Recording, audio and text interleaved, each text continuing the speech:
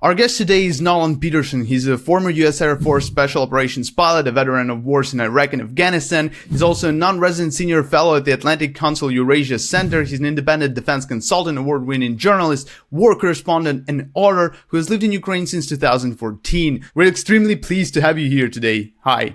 Well, thank you so much for having me. I appreciate it. So, Nolan, our first question will be pretty straight away. Do you think NATO would actually respond? I mean, we've seen instances where Russian rockets or parts of them landed in Poland. We have seen a recent case with UAVs in Romania, and all of these instances kind of largely went kind of unnoticed. I mean, they were noticed, but they were kind of pushed aside.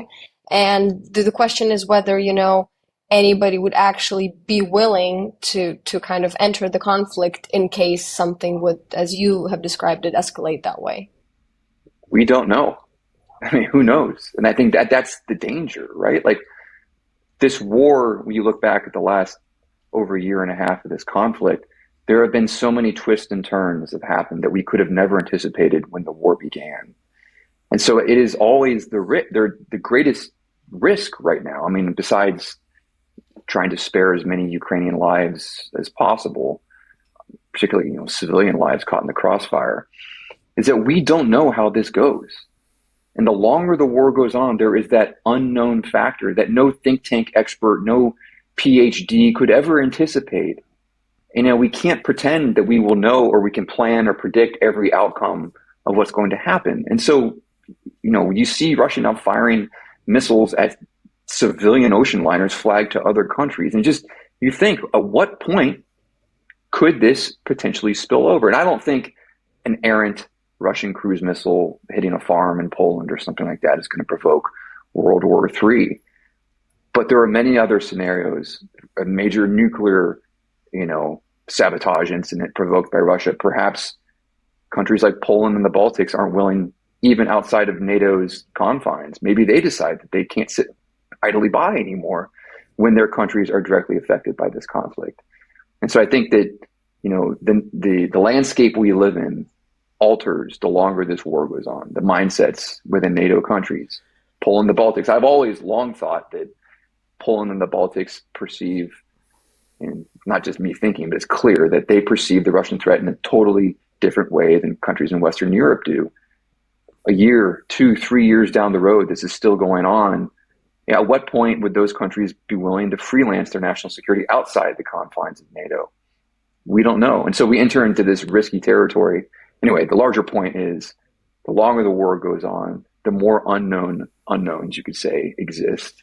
And so we have to win this war as quickly as possible to prevent sort of those unforeseen events from taking this thing to a level that could become much more catastrophic. Another thing that, is sort of indispensable when we talk about this war, and we're going to kind of move in a bit of a different direction right now in our conversation, is that, apart from, supply chain of military equipment to Ukraine might run dry, we also have some other non-governmental risks that are connected, or half governmental, if you will, connected to Ukraine. And I'm specifically talking about, the one and only, everybody's tired of talking about him, but Mr. Elon Musk, who has been for a while now expressing some fairly weird and fairly dangerous ideas about Russian war against Ukraine. But now he has been very explicit about certain actions he has taken as a private individual that may have as well influenced the effectiveness of Ukraine's battle for survival. And I'm not asking you about what do you think about Elon Musk, and because I think we share an opinion at this point, or everybody's free to think about him the way they want to. But what I'm wondering is, because we've been discussing this also for a while within our kind of groups in Ukraine, that Elon Musk is resembling more and more something that we know as an oligarch in Ukraine, because it's a person who is a wealthy businessman who relies heavily on government subsidies and government orders from his companies. And, people are arguing often that, oligarchs have existed in the West for a long time, and they name all these businessmen. But from Ukrainian standpoint, Elon Musk, the way he behaves and the way he communicates kind of looks like a typical oligarch, which in and of itself is a threat to any democracy. He has money, he owns the media, he has his own political forces. And also, as a lot of Ukrainian oligarchs, he's also acting as a Russian asset almost. Literally with. So to what extent is America, and especially American government and American, if you will, intellectual elites, the decision makers, aware of the danger from the dangers these people like Elon actually pose? Do they even have an idea? I mean, in regards to, especially that because he does own the technology that Ukraine heavily relies on, and that did help change the course of this war. But, that's a bit scary given that he is not regulated as a businessman in that regard. So is there any idea about the dangers he poses? Yeah, so there's 2 points I'd like to address as far as Elon Musk goes. I think number one is that this war has highlighted, as we look ahead to a new era of modern warfare, what technologies and what systems are critically important. And so I think it's definitely in the interest of the United States. And we've seen action from the Pentagon on this to take, to have contracts with Starlink and whatnot that are outside sort of the purview of, Elon Musk's ability to switch it on and off. So the Pentagon, it comes to Starlink, it comes to these internet satellites, constellation satellites, or small satellites that provide internet. That's something the military is certainly going to prioritize to have on its own. Have to be able to control on its own. Drones, the Replicator program, if you've seen that, the Pentagon new initiative to produce massive amounts of drones, small attritable systems like are being used in the war in Ukraine.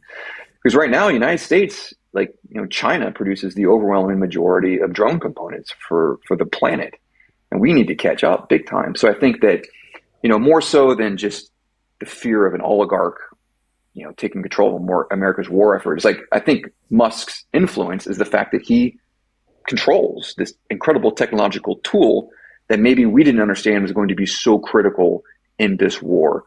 And so I think it's definitely in the interest of the Pentagon. And like I said, yes, there's definitely movement on this to not have these technological assets, these new systems, these new methods and technologies of warfighting exist solely in the hands of a civilian organization or a very influential single human being who has the ability to, turn these systems off or affect their production or whatever and influence a war effort. If something is critical to a war effort, the U.S. military, our decision makers, our politicians should be able to have sort of collective control over that. The other risk, and we see this, I think, in the story of Elon Musk, is how when control over a critical war asset is in the hands of one human being, and that human being does not have the weight of a government, advisors, checks and balances behind him or her, that person is target numero uno for Russian propaganda, right? You don't have to influence the United States. You don't have to influence thousands of people. You don't have to influence Congress. You don't have to break through the walls to influence a president. You've got one dude sitting there. And if you can get into his mind, convince him that the naval drone attack on the fleet in Sebastopol was going to provoke a nuclear war, even though there's been multiple attacks by Ukrainians against Russian occupation forces in occupied Crimea. Again, and also, these daily drone attacks within Russian territory too, Moscow, whatnot.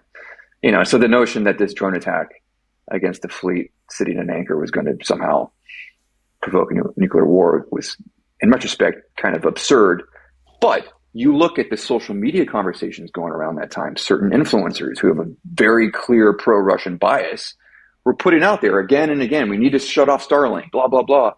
And so there's that that vulnerability, that vector that Russia can use to get into the mindset of a single man who has so much influence. And so I think that's something important to think of going forward, is that there needs to be some checks and balances about these critical systems so that one person cannot be glamored or provoked or influenced by the information warfare of the Russians or Chinese or Iranians or whoever down the road. And to be able to build some sort of firewall, so to speak, by diversifying the decision-making process.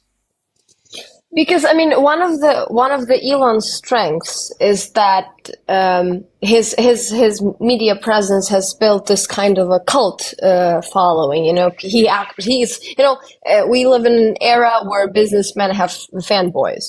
And I don't know whether, governments can, and they, I guess, shouldn't limit that, and they can't influence that. However, yeah, it's been very clear at this point that governments should be able to influence the end product of whoever that person might be. It's a whole other strategy of like countering Elon's transmission of Russian propaganda to his fanboys, and it's fixed by education and whatnot. But it is very important that, governments kind of understand, as you have said, that, certain technologies, so to speak, a critical infrastructure is not to be, it's important. And I guess some people in America would call it like government messing with personal property and personal business, which is a debate in the United States as far as I'm concerned.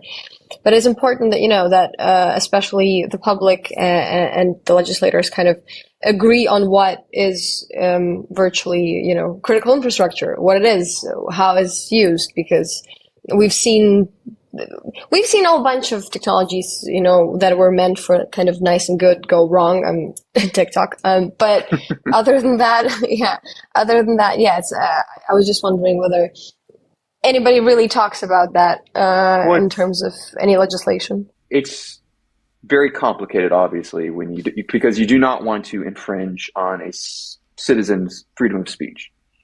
And although we may vehemently disagree with Elon Musk's viewpoint on the war, which has evolved quite a bit. Remember, when the war started, he challenged Putin to single combat, right? So, and I think that he forgot about Jesus Christ. I forgot that happened. Wow. And in many ways, Elon Musk was revered in Ukraine when the war began, particularly with Starlink, and and I think Ukrainians, there is one thing that's so impressive, has always impressed me since I first came to Ukraine in 2014, is the entrepreneurial spirit of the young people, your savviness with technology, all these things that really, I think Steve Jobs mindset, right? This influential sort of persona. Elon Musk personified that. And I think he was very inspirational for many Ukrainians. And it's deeply disappointing now to see him sort of going down this rabbit hole of some of these voices on the internet, which paint a completely fantastic and incorrect picture of why the war is being fought and what's at stake now for Ukraine moving forward, and why Ukrainians do not want to just, agree to some sort of territorial exchange of a truce for the sake of a pause in the war. We have to be clear rather than end to it. According to the biography, the voices are not only on the internet, but also in his phone, on the direct line with Russian president and Russian government officials, which is way worse. But yeah. True. Yeah. So I think it just, again, it highlights that we cannot I think it's a mistake to allow the future or the utility, the use of a critical warfighting tool, whether it be the drone industry, Starlink, whatever, to fall onto one person or a limited cadre of citizens.